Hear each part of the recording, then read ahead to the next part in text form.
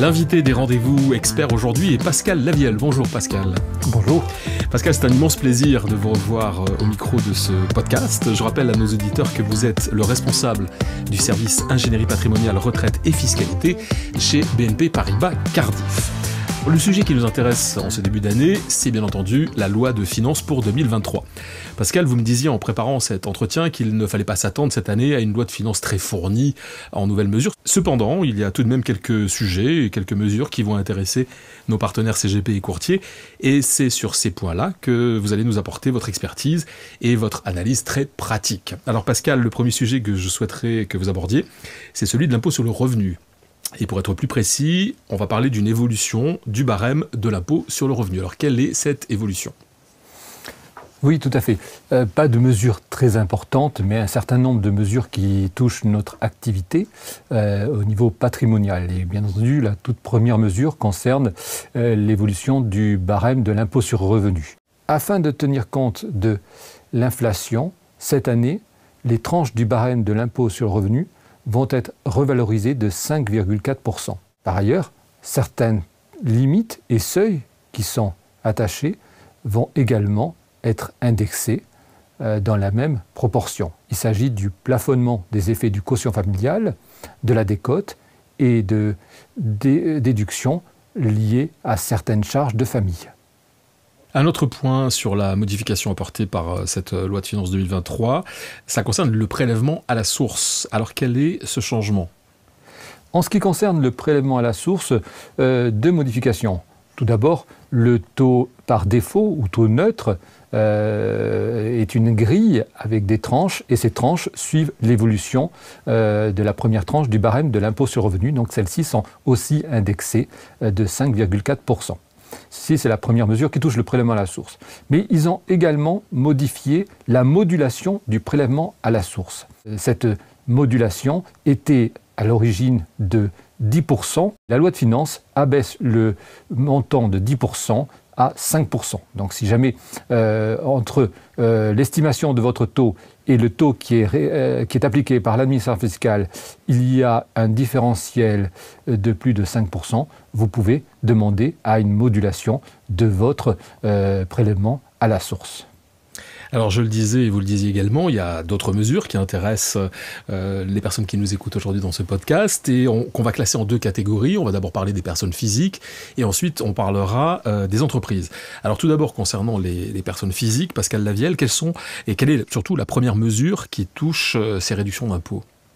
La toute première mesure, c'est d'abord des prorogations des réductions d'impôts. Donc on a deux réductions d'impôts qui sont prorogées d'un an. On a tout d'abord la réduction d'impôt Malraux. Cette réduction d'impôt Malraux est de 30% pour les immeubles situés dans les quartiers anciens dégradés. Elle prenait fin le 31 décembre 2022. Celle-ci est reconduite d'un an. La souscription au capital de PME, appelée également réduction Madelin, est prorogée également d'un an. Ce taux sera de 25% comme les autres années. D'autres mesures encore sont à signaler au travers de cette loi de finances ou loi de finances rectificative. On a par exemple l'exonération de l'indemnité compensatrice des agents généraux d'assurance. Celle-ci est également assouplie dans une mesure qui est de permettre à la compagnie d'assurance de retrouver un repreneur dans un délai non pas de 12 mois, mais de 24 mois. D'autres mesures encore intéressent les personnes physiques. On a l'aide à la rénovation des passoires énergétiques. Vous savez que les bâtiments qui sont classifiés entre E et G sont classés passoires énergétiques. Et donc l'État encourage à la rénovation de ces immeubles afin de les faire passer dans les lettres A à D. Et pour ceci, il leur double le déficit foncier. Le déficit foncier sera de 21 400 € pour les travaux de rénovation énergétique. On ne sait pas encore quels sont les travaux concernés. Un décret va paraître pour nous donner les travaux qui permettent d'ouvrir droit à ce déficit foncier de 21 400 €. D'autres mesures encore concernant les personnes physiques, une taxation pour les logements vacants. Les logements vacants qui sont situés dans les zones tendues sont soumis à une taxation.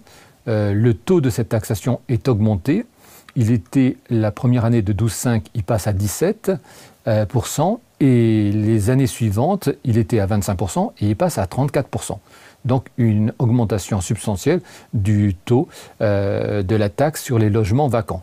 Par ailleurs, ces logements vacants qui sont dans des zones tendues voient leur périmètre étendu, si je peux me permettre, dans la mesure où un décret va donner de nouvelles communes, et notamment des communes situées dans des zones touristiques. Comme autre mesure que l'on peut encore signaler, qui concerne les personnes physiques, il s'agit de l'exonération des droits de donation et succession sur les biens ruraux donnés à bail à long terme, ainsi que les parts de GFA.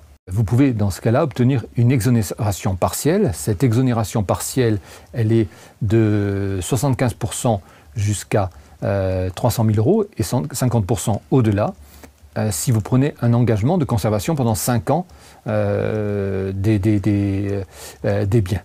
Et donc, on aura également une nouvelle mesure, qui est une exonération aussi de donation et de succession. Si vous prenez l'engagement de conserver non pas 5 ans, mais 10 ans, c'est bien. Et dans ce cas-là, le seuil de 300 000 euros est porté à 500 000 euros, donc une exonération partielle de 75% jusqu'à 500 000 euros, et au-delà, une exonération partielle de 50%. Voici donc la dernière mesure qu'on a pu identifier sur les personnes physiques. Donc on le voit, Pascal, vous venez de faire une liste assez complète, qui évidemment est non exhaustive, parce qu'il y a beaucoup d'autres mesures qui touchent les particuliers, mais en tout cas vous avez abordé aujourd'hui celles qui touchent les particuliers dans le cadre de l'exercice de la profession de CGP courtier. Et je vous propose maintenant de passer à l'entreprise et aux entreprises, puisque là aussi il y a plusieurs mesures qui nous intéressent, et parmi lesquelles vous en avez retenu 3. La première mesure touche au taux à l'IS. Pour les entreprises également, on a pu identifier quelques mesures. Donc on a noté 3 mesures qui peuvent nous intéresser. Tout d'abord, le taux réduit de l'impôt sur les sociétés pour certaines entreprises. C'est les entreprises qui ont un chiffre d'affaires inférieur à 10 millions d'euros et dont le capital social est entièrement libéré et qui sont détenues de manière directe ou indirecte par des personnes physiques, mais peuvent bénéficier d'un taux réduit de l'IS. Et le montant était limité, il était à 38 120 euros, et ce montant passe à 42 500 euros.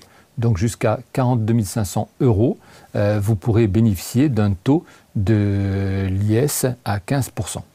Autre mesure qui concerne le forfait social, une prorogation de l'exonération du forfait social qui est sur l'abondement des versements volontaires effectués par les salariés sur leur PE pour l'acquisition des actions de leur propre société. Cette mesure qui existait déjà les 2 dernières années est prorogée d'1 année. Une autre mesure concerne les entrepreneurs individuels et plus particulièrement les cessions de l'entreprise individuelle.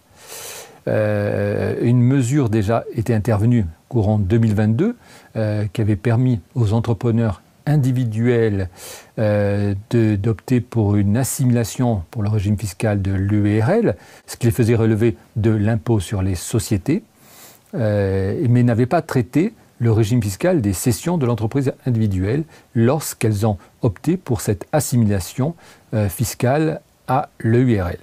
La loi de finances pour 2023 vient préciser que maintenant, les cessions d'entreprises individuelles ayant fait cette option relèveront du régime fiscal des droits sociaux et non plus du régime fiscal des fonds de commerce. Donc pas mal de mesures, on l'a vu. On a vu les incidences de la loi de finances 2023 sur l'impôt sur le revenu, sur les entreprises, les particuliers. Je vous propose, Pascal Lavielle, de parler maintenant des impacts de cette loi de finances sur l'assurance vie.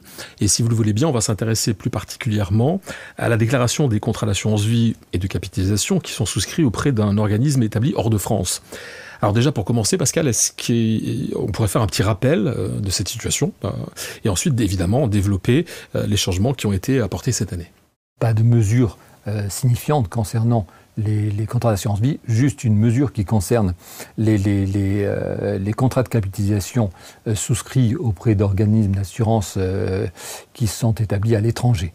Vous savez que quand on a souscrit un contrat d'assurance vie ou un contrat de capitalisation à l'étranger, on doit procéder à sa déclaration, on a une obligation déclarative jointe à sa déclaration 2042 et l'administration peut également procéder à des contrôles. Et les régimes de contrôle, en fait, ne portaient jusqu'à ce jour que sur le contrat d'assurance vie. Donc la loi de finances vient rectifier un petit peu cette mesure en étendant au contrat de capitalisation la possibilité de procéder à un contrôle si on a omis une déclaration d'un contrat d'assurance vie ou maintenant d'un contrat de capitalisation dans les 10 dernières années. Dans ce cas-là, l'administration fiscale peut demander des informations et des justifications. Il s'ensuit un échange entre le contribuable et l'administration fiscale qui peut malheureusement aller jusqu'à une taxation d'office. Et je vous rappelle que la taxation d'office porte sur un taux de 60% sur l'assiette des fonds qui sont détenus sur un contrat d'assurance vie ou contrat de capitalisation détenu à l'étranger. Merci beaucoup Pascal Lavielle d'avoir partagé avec nous à la fois votre analyse et votre expertise toujours aussi parfaite. Merci Pascal et à bientôt. Merci beaucoup. Et merci à vous d'avoir suivi ce nouveau numéro des Rendez-vous Experts. Alors si vous avez aimé ce podcast, partagez-le, commentez-le et n'hésitez pas à nous faire part des sujets que vous aimeriez que nous abordions ensemble. Vous pouvez le réécouter sur les comptes Cardiff, YouTube, LinkedIn et Twitter et sur les plateformes Apple Podcasts, Spotify et Ocha.